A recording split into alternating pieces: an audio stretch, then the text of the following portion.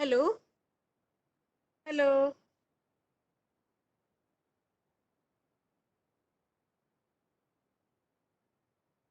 हाँ आदर्श, तो हम अब स्टार्ट कर रहे हैं। 16 participants. I am going to start my lecture. Okay. Yes, ma'am.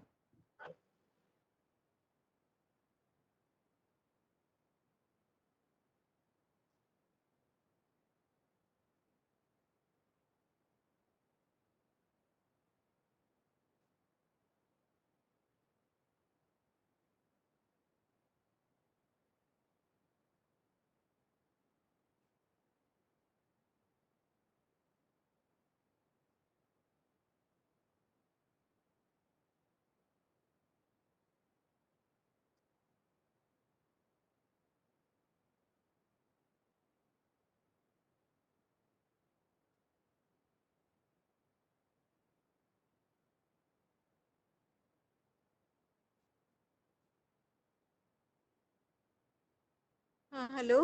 हाँ, today's topic is international trade. What is the difference between international and inter-regional trade, free trade versus protection? Have you heard about the word international trade? First of all, you have to know about what is trade. क्या trade होता क्या है ना? पहले हमको ये जानना है कि ट्रेड क्या है। तो ट्रेड क्या है? Exchange of commodities and services between buyers and sellers. अगर हम कॉमर्शियल पर्पस से करते हैं तो क्या होता है? Exchange of commodities between either between the country, within the country and between the state, between the buyers and sellers. There are different word, है ना? तो इंटरनेशनल ट्रेड क्या और डोमेस्टिक ट्रेड क्या है ना? दोनों में कुछ तो डिफरेंस होगा, है ना? तो अगर exchange of good and services in the countries होता है तो क्या होता है? डोमेस्टिक ट्रेड होता है। क्या होता है? Domestic trade. And whenever we like to exchange our commodities in between two countries, that is known as international trade. Means international trade is the exchange of goods and services between two countries. If the exchange of commodities take place within the countries, that is known as domestic trade. Why the trade is needed? Why is trade is needed? Because some of factor of production we have, but some of the factor of production don't have. And how we can get the commodities from the surplus area to deficit area, ये trade की जरूरत हो। Trading मतलब क्या करता है? Consumers को जितनी भी कमोडिटीज है, सर्विसेज अवेलेबल है, एक कंट्री से दूसरे कंट्रीज के भी कंज्यूमर उसको एंजॉय कर सकते हैं, है ना? इसीलिए ट्रेड का जरूरत है। और सभी फैक्टर ऑफ प्रोडक्शन जितने भी land, labour, capital and management है, उसको हम फुल्ली यूटिलाइज कर सके। जहाँ पे हमारे पास जो कम रिसोर्सेस है, हम दूसरे के रिसोर्सेस को मंगवा करके, या फिर हमारे पास ज्यादा रिसोर्सेस है तो वो हमारे कंट्री से एक्सपोर्ट करके। तो दो चीज आया ट्रेड में। क्या आया? एक एक्सपोर्ट आया और दूसरा क्या आया? इंपोर्ट आया। क्या आया? एक्सपोर्ट और इंपोर्ट। एक्सपोर्ट में क्या हुआ? जब हम कमोडिटीज को बाहर भेजते हैं, हमारे पास पोटेंशियल प्रोडक्ट जो है वो हम दूसरे कंट्रीज को एक्सचेंज करते हैं, देते हैं। वो हाँ, वो जो कंट्रीज लेता है, डिमांड करने वाला है, वो इम्पोर्टर हुआ। और इम्पोर्ट मतलब जो वैसी कमोडिटी जो हमारे यहाँ सरप्लस नहीं है, दूसरे कंट्रीज से हम मंगवाते हैं, वो क्या हो गया? इम्पोर्ट हुआ। तो सभी काइंड ऑफ प्रोडक्ट जो है इंटरनेशनल मार्केट में, जैसे क्लोथ हुआ, स्पेयर पार्ट्स हुआ, ज्वेलरी हुआ, वाइन हुआ, स्टॉक हुआ, करेंसीज हुआ, वाटर हुआ, सभी टाइप की मार्केट, सभी का एक्सचेंज हो रहा है। ये जो एक्सचेंज होता है ना कमोडिटीज का, मतलब ये सारे बिटवीन द कंट्रीज और विद इन द कंट्रीज, ये कोई नई बात नहीं है, ये सदियों से होता आ रहा है। लेकिन पहले जो सिस्टम था ना, वो मनी के इवोल्यूशन से पहले का सिस्टम था। तो जो एक्सचेंज होती थी commodities by means of goods ही होती थी, बाय मीन्स ऑफ करेंसीज नहीं होता था। क्या होता था? Bye means of another goods. अगर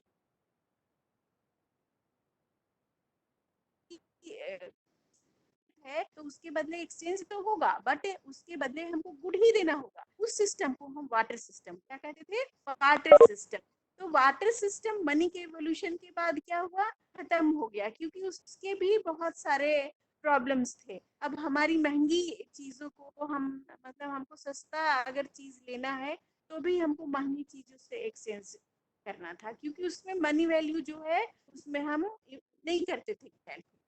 लेकिन अभी हम क्या करते हैं कि हमारे पास अगर महंगी चीजें हमारे पास है, उसको बेच के हमारे पास जो पैसे होते हैं उससे हम सामान खरीदते हैं, लेकिन खरीदते हैं। लेकिन पहले क्या होता था कि सामान के बदले सामान होता था।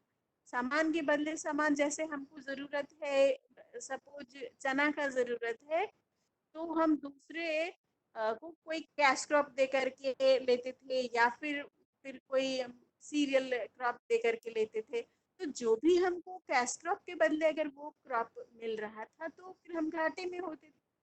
और अगर सीरियल के बदले मिलता है तो जो दे रहा है वो घाटे में होगा, कोई तो कोई घाटे में होगा, है ना? तो लेकिन एवोल्यूशन के बाद जो है ये चलन खत्म हो गया। हमारी जो वो हुई, वो trade exchange of commodities in between the country bye means of whatever the exchange of currencies, bye means of currencies. Banking में हुआ, ट्रांसपोर्टेशन में हुआ, बहुत सारे डेवलपमेंट होने के बाद सारे में एक्सचेंज की फैसिलिटीज प्रोवाइड। जो हमारे ग्लोबल मार्केट में एक्सपोर्ट होता है, या फिर हम किसी ग्लोबल मार्केट से लेते हैं, तो बताए कि वो इम्पोर्ट होता है। तो इम्पोर्ट एंड एक्सपोर्ट जो है कंट्रीज के लिए क्या करता है? Current balance of the payment को इंडिकेट करता है। हम कितना इंपोर्ट कर रहे हैं, कितना एक्सपोर्ट कर रहे हैं, ये क्या बताता है?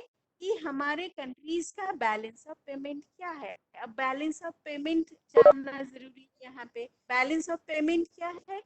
हम मतलब जो हमारे पास है, अकाउंटिंग हमारे पास क्या है, और हम दूसरे से क्या लिए, वो दोनों सभी का जो शीट है हमारे पास, बैलेंस ऑफ पेमेंट है। सपोज हम इंपोर्ट और एक्सपोर्ट की बात बोले, हमारे पास रिजर्व अकाउंट में क्या है, हमारे पास कैपिटल अकाउंट क्या है, और हम दूसरे कंट्रीज से कितना लोन लिए। अगर हम कैश में लिए तो कैश में, रिजर्व में लिए तो रिजर्व में। मतलब हम लेन देन का जो लेखा जोखा कंट्रीज का रहता है, या फिर हमारे पास क्या है एक्चुअली में, उसका जो लेखा जोखा होता है, वही बैलेंस ऑफ पेमेंट है। तो अगर हमारा बैलेंस ऑफ पेमेंट अगर पॉजिटिव है तो हम कहते हैं ना कि हमारे पास है, एक्सपोर्ट ज्यादा है, एक्सपोर्ट की वैल्यू हम हमारे कंट्री से एक्सपोर्ट ज्यादा हुआ है। और अगर बैलेंस ऑफ पेमेंट निगेटिव है, मतलब हम दूसरे कंट्री से ज्यादा लोन लिए हैं या फिर सामान मंगवाए हैं, है ना? तो ये कंट्रीज का इकोनॉमिक स्टेटस बताता है बैलेंस ऑफ पेमेंट, कि हम कितने रिस्क पे हैं, हम कितना हमारे पास लोन है, कितना हमारे पास डेप्ट है, कि हमको और कितना हमारा एक्सेस है, किस क्षेत्र में हम पोटेंशियल है, ये हमको बैलेंस ऑफ पेमेंट से ही पता चलता है।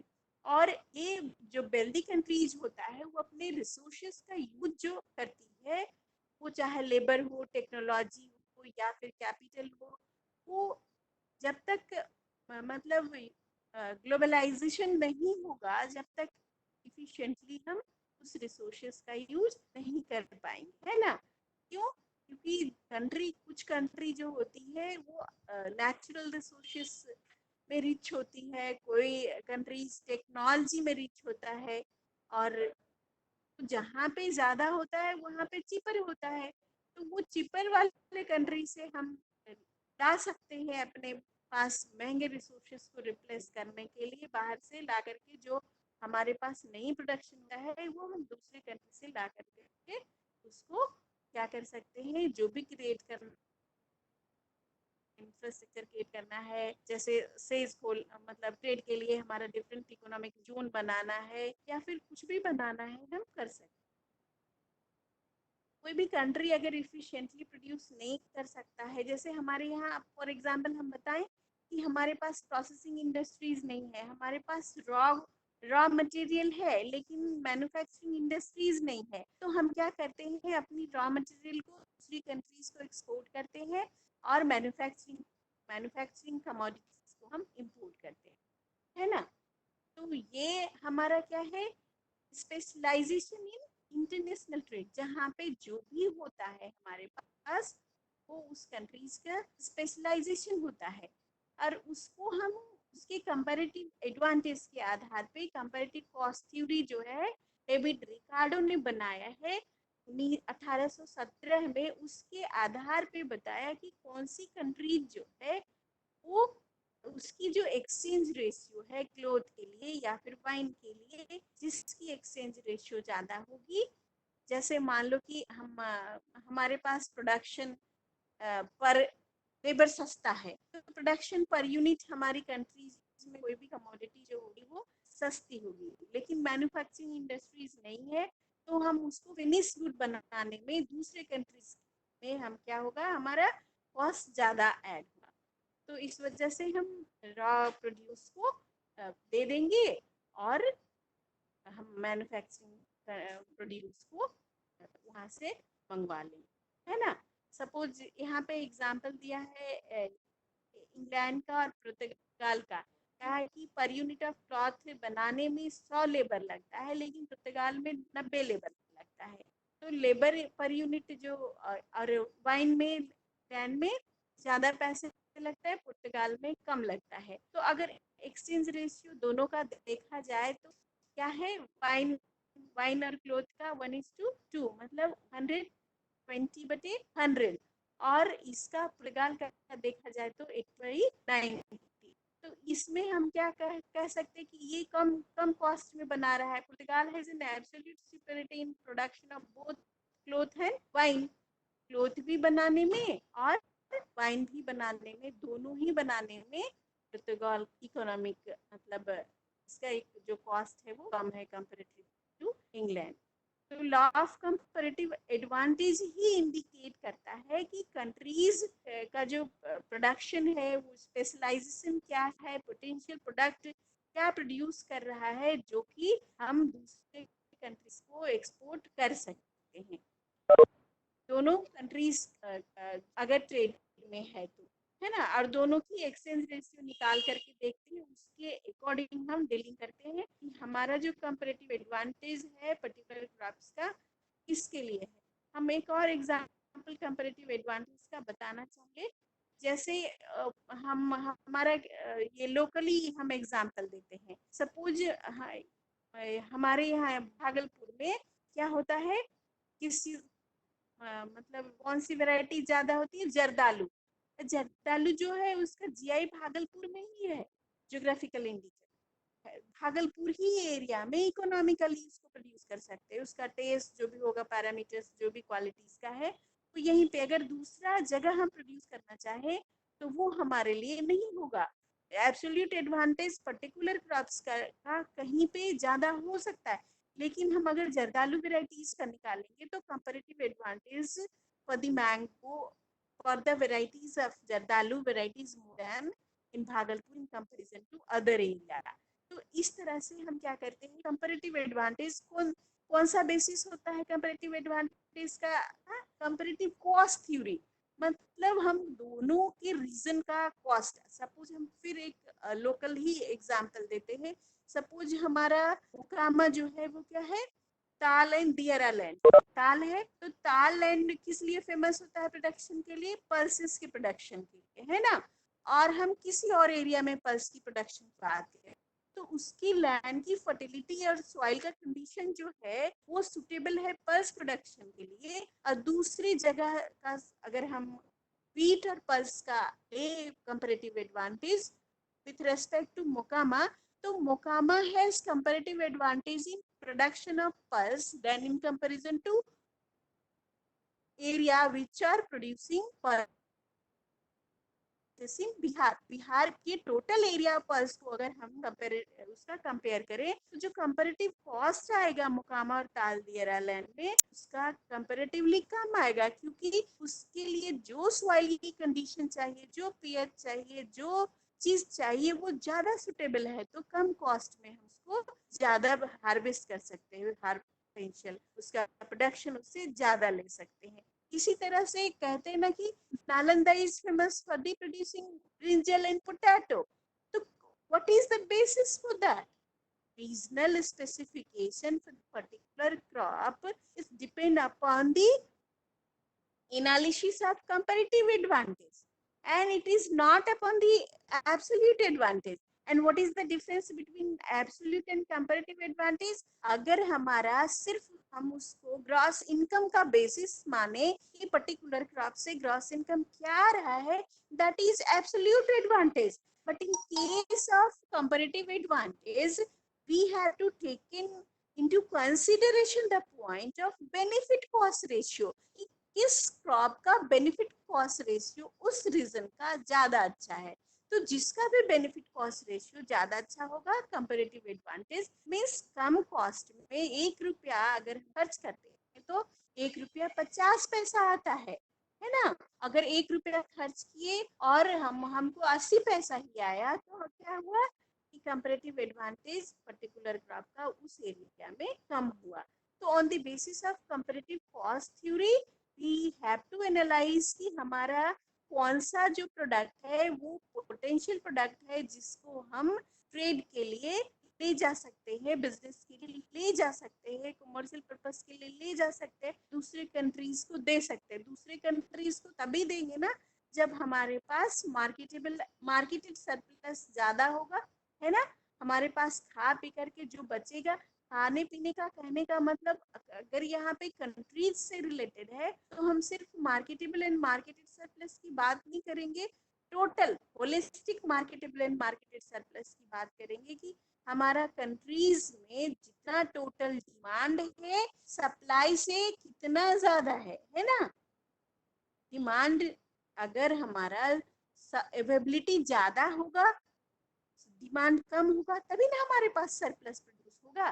तो उस हिसाब से हम कहते हैं कि उसके लिए जैसे हम कहते हैं ना कि मिल्क जो है, मिल्क के हम पोटेंशियल प्रोड्यूसर हैं, कंज्यूमर भी है, शुगर केन के लार्जेस्ट प्रोड्यूसर और लार्जेस्ट कंज्यूमर हैं, वेजिटेबल के सेकंड लार्जेस्ट प्रोड्यूसर हैं। तो what is the basis for that कि हमारा रिक्वायरमेंट के बाद हमारा बच जाता है जो हम दूसरे कंट्रीज में ट्रेड कर सकते हैं। लेकिन हम अगर पल्सेस की बात करें तो क्या है कि हम पल्स की रिक्वायरमेंट जितना है हमारा उतना हम फुलफिल हम अपने पॉपुलेशन के लिए भी नहीं कर पाते हैं। हम दूसरे कंट्री से इंपोर्ट करके मंगाते हैं। अगर हम स्टेट स्टेट की बात करें तो विद इन द इंडिया की बात करें तो इंडिया में भी कहीं पे पल्स का प्रोडक्शन ज्यादा होता है, तो कहीं पे राइस का प्रोडक्शन ज्यादा होता है, कहीं पे व्हीट का प्रोडक्शन ज्यादा होता है। विद इन द स्टेट की बात करें तो किसी डिस्ट्रिक्ट में राइस का प्रोडक्शन ज्यादा होता है, तो कहीं पे व्हीट का प्रोडक्शन होता है, तो कहीं पे शुगर केन का होता है। तो the regional specification of particular crop, it only depend upon the calculation of whatever the comparative advantage of the particular trade, and तब हम क्वालिफाई करते हैं कि हमारा ये जो है स्पेशलाइज है, हमारे नेशंस का जो कंजम्पशन से ज्यादा है उसको हम ट्रेड कर सकते हैं, है ना? तो फॉरेन ट्रेड्स के लिए क्या होता है कि हमारा प्रॉब्लम्स आता है, यहाँ पे सभी कंट्रीज में हम ट्रेड नहीं कर सकते, उसके लिए ट्रेड रूल्स बना हुआ है ना? ट्रेड रूल्स है, क्या प्रॉब्लम्स होता है कि प्रोटेक्शन, कि हम हमारा जो है ये प्रोडक्ट है वो हम कितना परसेंटेज प्रोडक्शन का बाहर में बेच सकते हैं, प्रोटेक्ट करें। अगर हम फ्री ट्रेड सब चीज करने लगेंगे तो क्या होगा कि जो डेवलप्ड कंट्री है उसका प्रोडक्ट हमारे मार्केट में आ जाएगा और हमारा डोमेस्टिक प्रोडक्ट प्राइसेस मार्केट में कम हो जाएगी। उसके बाद जो प्रोड्यूसर्स है उनको इंसेंटिव नहीं मिलेगा उसके प्रोडक्ट का प्राइसेस नहीं मिलेगा तो वो क्या करेंगे, आगे साल वो प्रोडक्शन ही बंद कर देंगे। तो फिर क्या होगा कि बाहरी कंट्रीज का हमारे इसमें ट्रेड पे बोलबाला हो जाएगा। तो फिर यहाँ पे क्या करने लगेगा कि पूरे सेक्टर्स में अपनी कमोडिटीज को फैला देगा और उसके बाद हमारे कंज्यूमर को एक्सप्लॉइट करना शुरू कर देगा डंप करने के बाद। तो उसके लिए प्रोटेक्शन रूल्स है, टैरिफ लगाया जाता है ट्रेड पे। क्या लगाया जाता है, tariff on trade, that is EXIM policy और इंपोर्ट पॉलिसी। जो भी टैरिफ लगाया जाता है ट्रेड पे उसको एक्सपोर्ट और इंपोर्ट के लिए जो लगता है चार्जेस उसको टैरिफ बोलते हैं। और उसको किस लिए लगाया जाता है, for the protection domestic violation नहीं हो, डिस्क्रिमिनेशन नहीं हो, सभी को इक्वली ट्रीट करें, सब इक्वल प्लेटफॉर्म में आकर के अपनी प्रोडक्ट्स को मार्केट में बेचे। नहीं तो जिसके पास ज्यादा रहेगा वो क्या करेगा, वो अपनी कंट्रीज का कमोडिटीज सभी जगह डंप कर देगा। डंपिंग का मतलब क्या होता है, डंप डंप दो बार बोले तो डंपिंग समझना जरूरी है। डंपिंग का मतलब होता है कि अपने कंट्री में क्या कहता है, अपने कंट्री से सस्ते दामों में दूसरे कंट्रीज में अपनी कमोडिटीज को बेचना, दैट इज डंपिंग। ये इलीगल है, इसके लिए एंटी डंपिंग अथॉरिटी होती है जो कि कहीं भी किसी भी कंट्रीज में कमोडिटीज को डंप करने अलाउ नहीं करता है, ये चोरी छुपे करता है। जैसे विदेशी माल हमारे यहाँ बैटरी आता है, खिलौना आता है, डालडा आता है डंप में। तो ये जितना भी जापानीज और चाइनीज टॉय होते हैं, चाइनीज क्लोथ्स होते हैं, तो दिल्ली के मार्केट में, मुंबई के मार्केट में एक स्पेशल फॉरेन मार्केट्स होता है जहाँ पे कमोडिटीज बेची जाती है चोरी छुपे, उसी को डंपिंग बोलते हैं। वो ओपनली मार्केट में लाइसेंस के थ्रू आकर के नहीं बेचता है, और वो ये अपना हमारे मार्केट में दूसरे मतलब हमारे मार्केट में पकड़ बनाने के लिए ऐसा करता है। जैसे हमारे यहाँ बैटरी का जो प्राइसेस हो रहा है वो कम से कम क्या होता है 12-14 रुपये, तो वो 6-7 रुपये, 2-3 रुपये बैटरी का, चाइनीज बैटरी का प्राइसेस कितना कम होता है, वो ला कर करके बेचता है। तो ये क्या कंज्यूमर्स का क्या है, उसकी पॉलिसीज होती है कि हम कम पैसे खर्च कर करके अच्छी क्वालिटी ऑफ कमोडिटीज लें, है ना। तो वो नंबर ऑफ कंज्यूमर्स को जितना पकड़ेगा उसका वॉल्यूम ऑफ बिजनेस क्या होगा, इंक्रीज होगा। ये प्रिंसिपल है मार्केटिंग मैनेजमेंट का। मतलब हम कैसे सबसे ज्यादा ट्रेड कर सकते हैं, इसका सबसे इम्पोर्टेंट यही है कि हम अपने नंबर ऑफ कंज्यूमर्स को बढ़ाएं, और नंबर ऑफ कंज्यूमर्स को बढ़ाएंगे तो हमारा वॉल्यूम ऑफ बिजनेस अपने आप इंक्रीज होगा। और उसके बाद फिर क्या करेंगे, मोनोपोली क्रिएट कर देंगे। स्टार्टिंग में हम पैसे लेंगे, फिर मोनोपोली क्रिएट कर करके मार्केट में कंज्यूमर्स को एक्सप्लॉइट करेंगे। जब तक तो क्या हो जाएगा, कंज्यूमर्स क्या होगा, हमारे कमोडिटीज का, बाहर वाले कमोडिटीज का मतलब हैबिचुअल हो जाएगा, दूसरे कमोडिटीज सस्ता खरीद खरीद करके यूज करने का वो हैबिचुअल हो जाएगा। उसके बाद जितना प्राइसेस वो लेगा वो उसको देने के लिए मजबूर है, क्योंकि होम प्रोडक्शन बंद हो गया है।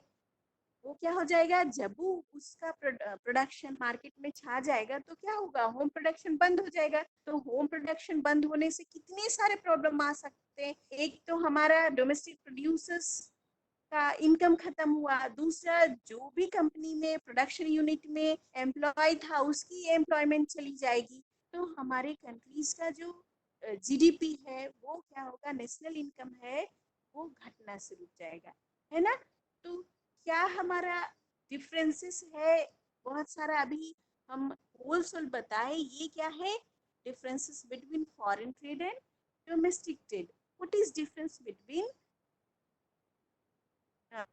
Trade and domestic trade. Domestic trade में क्या होता है कि फैक्टर्स ऑफ प्रोडक्शन जो होते हैं इमोबाइल होते हैं, मीन्स उसको हम इधर से उधर नहीं कर सकते हैं। लेकिन फॉरेन ट्रेड में प्रोडक्शन क्या होते हैं, मोबाइल होते हैं, है ना, एक जगह से दूसरे जगह ले जा सकते हैं। करेंसीज में डिफिकल्टी नहीं होती है, डोमेस्टिक मार्केट में नहीं होती है ना, क्योंकि वो सेम करेंसीज है। लेकिन हमारे फॉरेन ट्रेड में जहाँ जिस कंट्रीज को हम एक्सपोर्ट करेंगे या फिर वहां से इंपोर्ट करेंगे, तो वो करेंसीज हमारे पास होगा तभी, तो उसके मनी वैल्यू में फिर क्या होगा, डिफरेंसेस होगा। तो there is a possibility of variation in exchange rate between different currencies, है ना, which increases the risk in marketing। Suppose अभी क्या है कि $1 का प्राइस 75 रुपया, सपोज 76 रुपया हो गया है, ये मनी वैल्यू। पहले क्या था, 55 रुपए, 56 रुपए। तो क्या होता है, डिवैल्यूएशन होते रहता है मनी का, एक्सचेंज रेट जो होता है वो चेंज होते रहता है different country to country. Euro का कुछ होगा, डॉलर का कुछ होगा, है ना, तो वो क्या होता है, चेंज होते रहता है।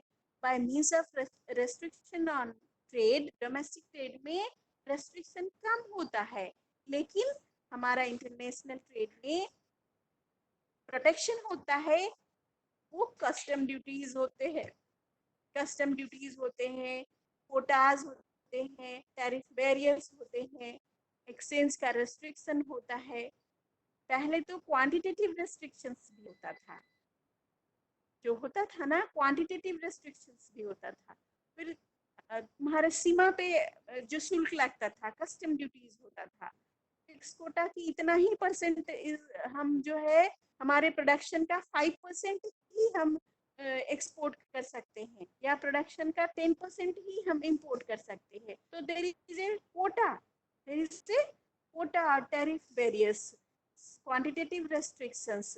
लेकिन अब ये सारा क्वांटिटेटिव रेस्ट्रिक्शंस बहुत एग्जम्प्ट हो गया है, खत्म हो गया है लगभग सभी कमोडिटी में, जब से वर्ल्ड ट्रेड ऑर्गेनाइजेशन आया है। तो इग्नोरेंस ट्रेड का जो इंटरनेशनल ट्रेड्स के लिए डोमेस्टिक ट्रेड और इसके बीच अगर डिफरेंस करते हैं, तो इग्नोरेंस में डोमेस्टिक ट्रेड में लेस इग्नोरेंस है, लेकिन हमारा जो इंटरनेशनल ट्रेड है उसमें लैंग्वेज का डिफरेंसेस होता है, रिलीजन्स का डिफरेंसेस होता है, कल्चरल का डिफरेंसेस होता है। इस वजह से हमको प्रॉब्लम होता है कमोडिटीज को एक्सचेंज करने में।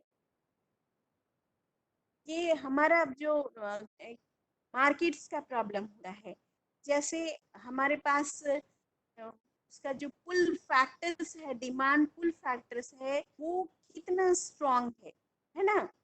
तो वो अगर हमारे सेपरेट मार्केट्स हमारा है, वो हमारे हैंड्स में है तो है, अगर हमारे हैंड्स में नहीं है हम उसको कंट्रोल नहीं कर सकते। इंटरनेशनल मार्केट में हम कंट्रोल नहीं कर सकते हैं, लेकिन नेशनल मार्केट में हम कंट्रोल कर सकते हैं। वो राइट हमारा है कि हम कब हमको ड्यूटीज हटाना है, कब हम कम करना है, कब मनी सर्कुलेशन में लाना है, ये सब हमारे हाथ में है। लेकिन इंटरनेशनल ट्रेड में वो सब हमारे हाथ में नहीं है। तो इस वजह से इंटरनेशनल ट्रेड और डोमेस्टिक ट्रेड में डिफरेंसेस है। फिर ट्रांसपोर्टेशन की सुविधा जब हम करते हैं तो हमारे पास ये लेस है, इसको हम बाई डिफरेंट मीन्स ऑफ ये इंश्योरेंस कॉस्ट, ट्रांसपोर्टेशन, इसमें हमारे पास कम होता है। लेकिन बाहर से जब भी हम किसी को देंगे या फिर देंगे तो हमारा क्या क्षति होगा,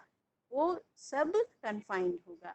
दैट्स वाई इंटरनेशनल ट्रेड में जो भी होगा वो लेखा जोखा होता है, लेकिन इसमें लेखा जोखा नहीं होता है।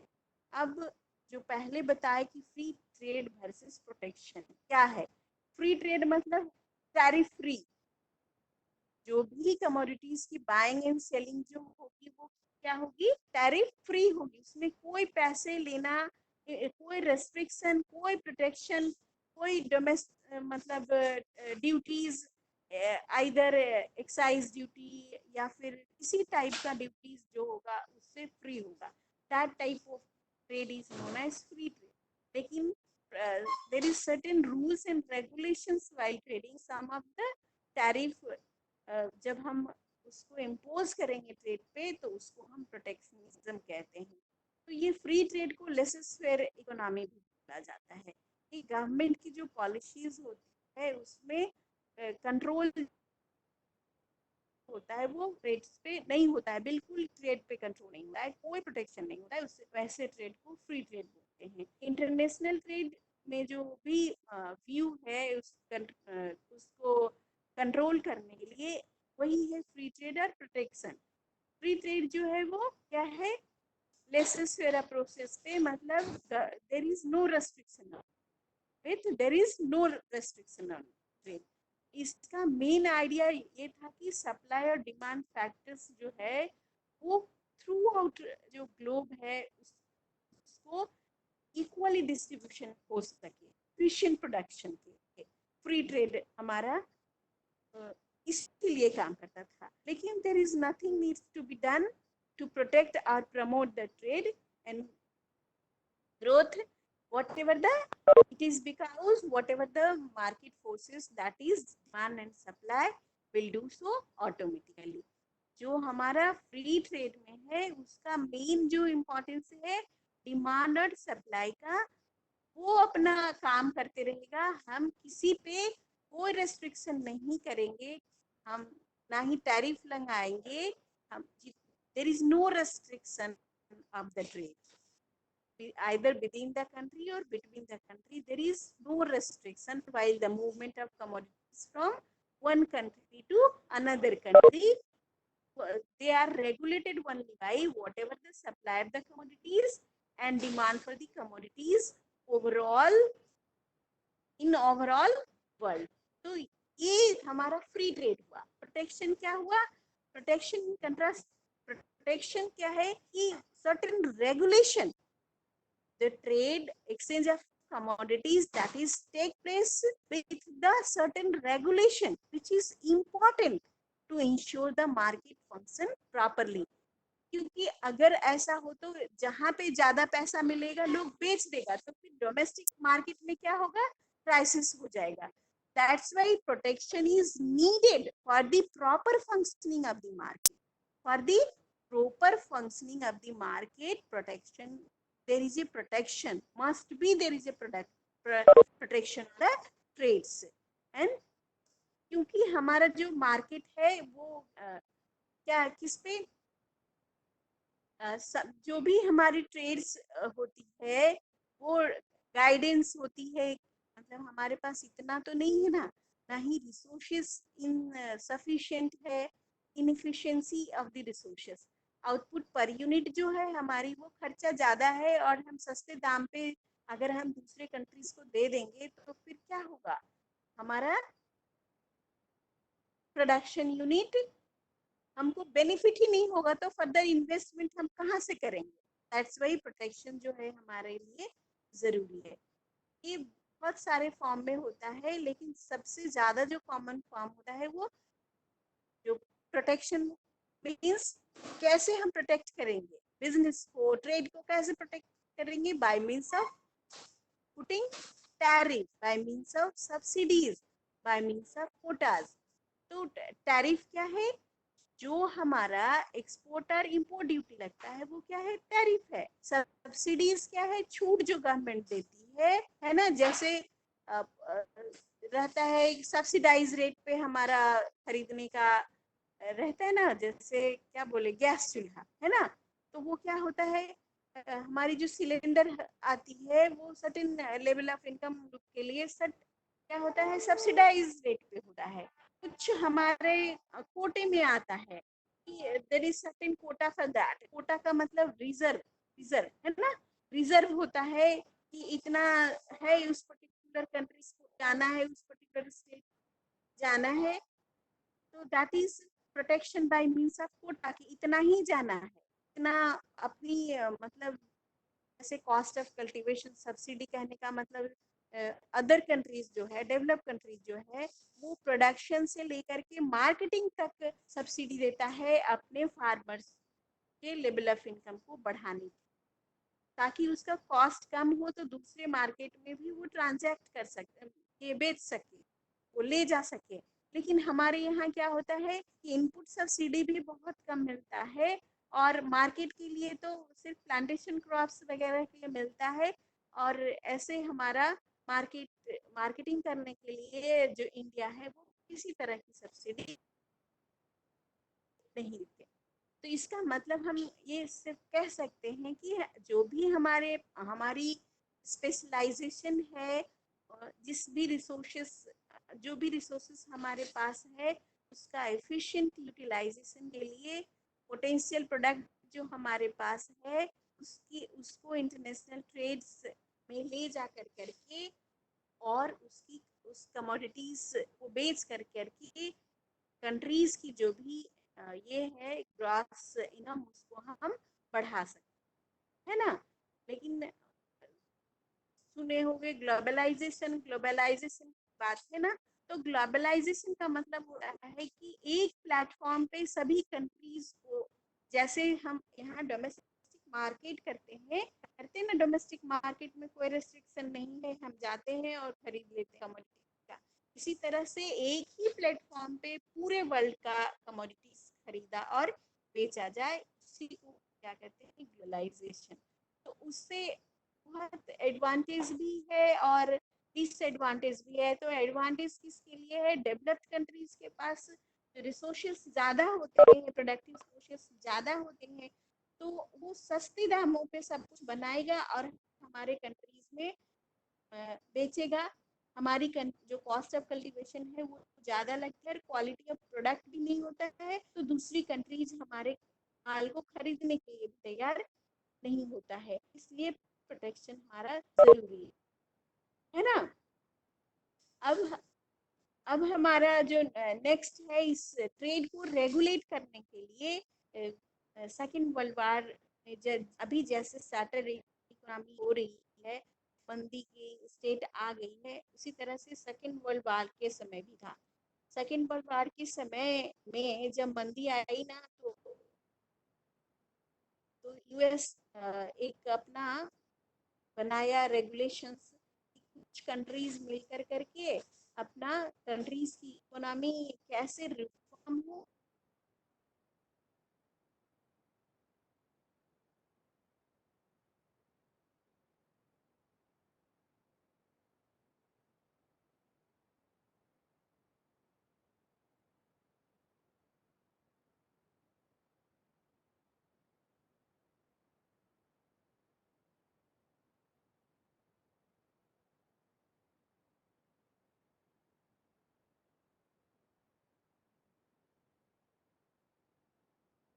एग्रीकल्चर के लिए क्या एग्रीमेंट होना चाहिए, तो एग्रीमेंट एग्रीकल्चर एओए बोलते हैं। इसके थ्री पिलर्स हैं, मार्केट एक्सेस, एग्रीगेट सपोर्ट और एक्सपोर्ट सब्सिडी।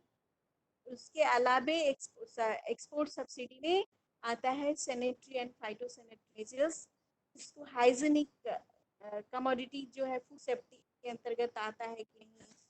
फिर trade related intellectual property right, मतलब अगर वो कोई भी कमोडिटीज जैसे जिसकी पेटेंटिंग हमारे पास है, जिसकी और पेटेंटिंग कहने का मतलब जो ओरिजिन हमारा है और एक्सक्लूसिव राइट जो हमारा है किसी भी कमोडिटीज का, जो हमारा ओरिजिनेटर है, जैसे जिस भी चीज़ के हम ओरिजिनेटर हैं, सपोज सुने होंगे कि ब्रिंजल के ओरिजिनेटर हम हैं, हल्दी के ओरिजिनेटर हम हैं, बासमती राइस के ओरिजिनेटर हम हैं। तो इसको जब जो डेवलप कंट्रीज होता है वो टाइम टू टाइम अपना दबदबा बनाने के लिए इसका क्या करता है, नाम चेंज कर करके, और जैसे यूएस क्या किया था कि बासमती राइस को कासमती जासमती के नाम से की बोला और की ओरिजिनेटर हम हैं। तो इसमें एक डिस्प्यूट सेटलमेंट बॉडी होती है जो ये सारे प्रॉब्लम्स के सेटलमेंट के लिए काम करती है। वो डब्ल्यूटीओ का जो रेगुलेटरी बॉडीज होती है, वो उसमें जा करके डिस्प्यूट सेटलमेंट बॉडी में शिकायत करने से फिर खत्म हो जाता है, फिर वापस मिल गया। तो ये कैसे जेनेसिस हुआ गैट का, तो ब्रिटेन कॉन्फ्रेंस हुआ 1944 में। ये इंस्टीट्यूशंस मतलब गैट के नीड पे ज़्यादा एम्फेसिस किया ताकि हमारा जो है वो ट्रेड में थोड़ा सा लिबरलाइजेशन हो, है ना।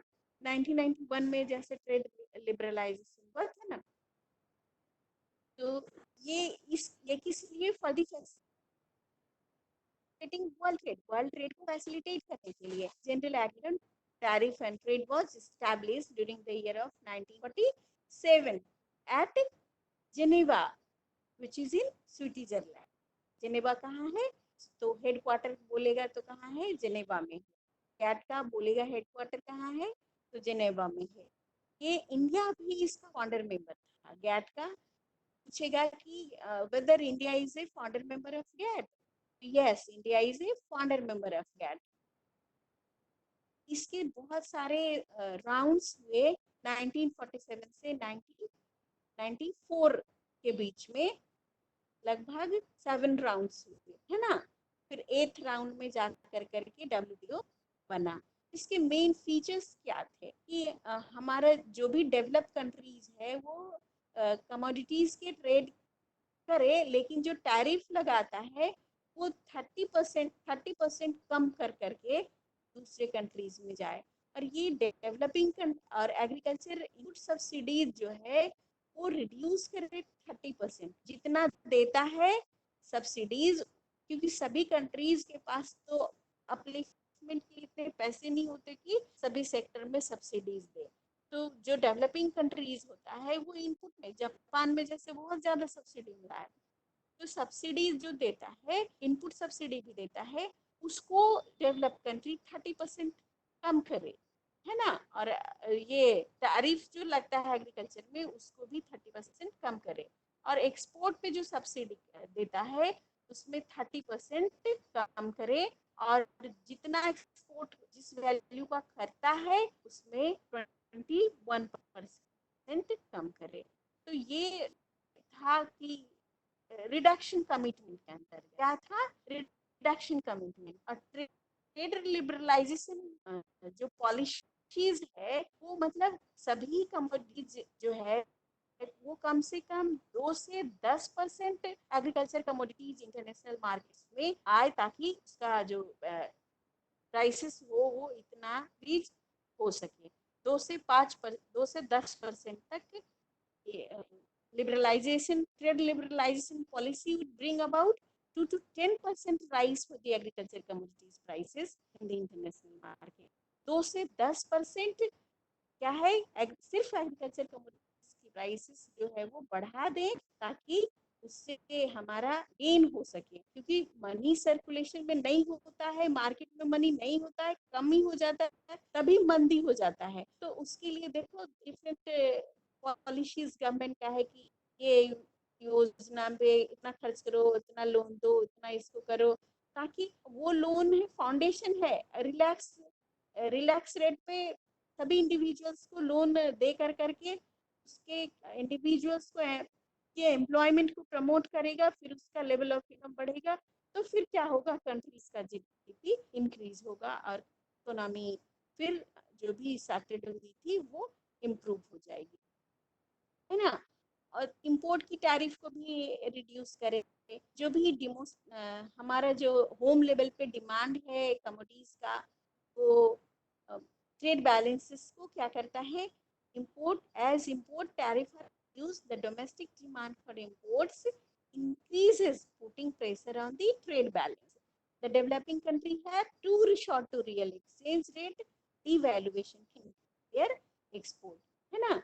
तो मनी की डिवैल्यूएशन जो है उसको रिशॉर्ट करने के लिए क्या क्या करी कि हमारा जो टैरिफ रेट है इंपोर्ट पे उसको घटा देना चाहिए।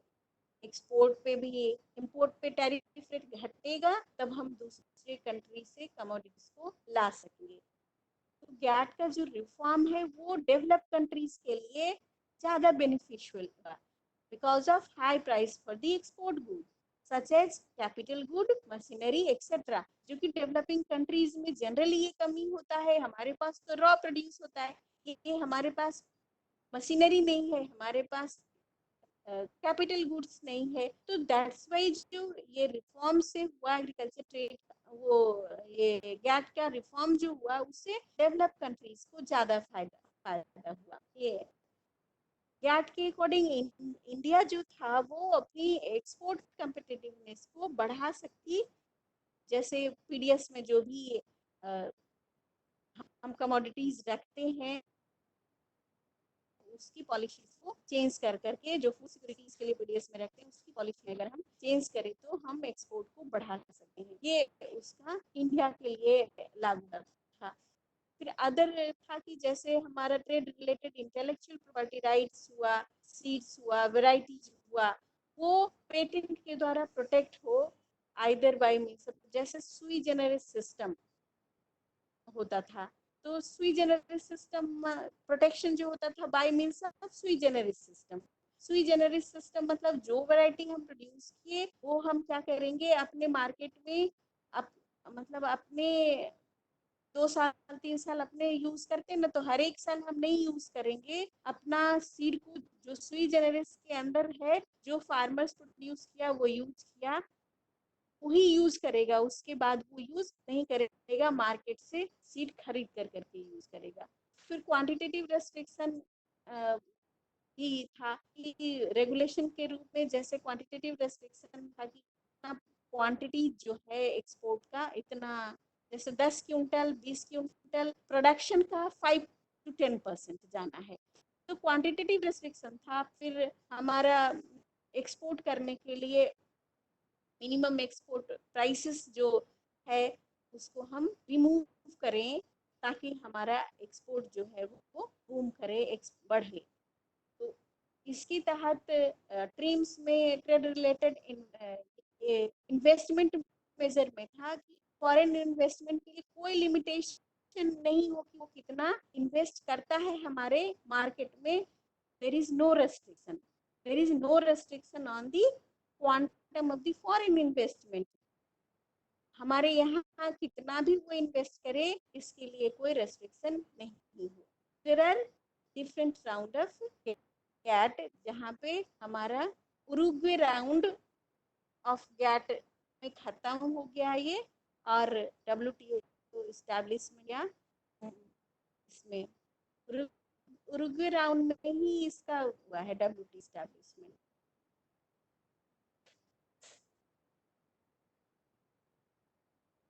उसके बाद हमारी जो भी निगोशिएशन होती है टैरिफ रूल से, ट्रेड पॉलिसी से अंडर कैट का, वो 1964 से रेगुलेट हो।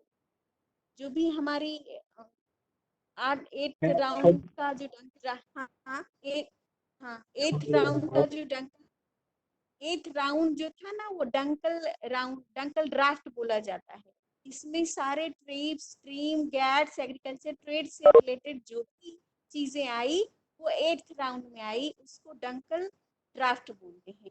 यही इसको डंकल प्रपोजल बोलते हैं। डंकल प्रपोजल के बाद ही मराकस राउंड में 1994 में आया, जो कि मोरक्को में है। इसी में WTO का बर्थ हुआ।